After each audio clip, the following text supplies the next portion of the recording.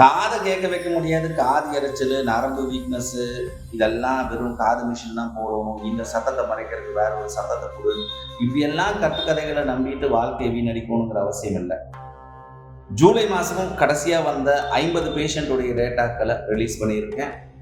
1% காது கேட்கக்கூடிய தன்மையில் முன்னேற்றம் காட்ட முடியாதுன்னு சொல்லிட்டு இருக்கிறதுக்கு நடுவில் மருந்து போட்ட அன்னைக்கே 39%லிருந்து 47% வரைக்கும் காது கேட்கக்கூடிய தன்மையில் முன்னேற்றத்தை காட்ட முடியும் அப்படிங்கிறத ஒவ்வொரு படிநிலையிலையும் இந்த டேட்டா நம்மளுக்கு உணர்த்துது.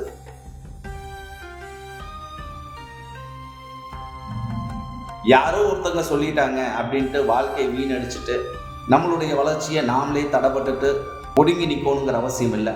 மனசை கேளுங்க. இயற்கையாக காது கேட்கக்கூடிய தன்மை இம்ப்ரூவ் பண்ணுற பொழுது நம்மளுடைய முன்னேற்றம் எந்த அளவுக்கு இருக்கும், வாழ்க்கையை எந்த அளவுக்கு கௌரவமாக வாழ வைக்க முடியும், வாழ்க்கையில் வரக்கூடிய முன்னேற்றத்தை எந்த அளவுக்கு சிறப்பாக நம்ம அமைச்சுக்க முடியும் அப்படிங்கிறத. நன்றி, வணக்கம்.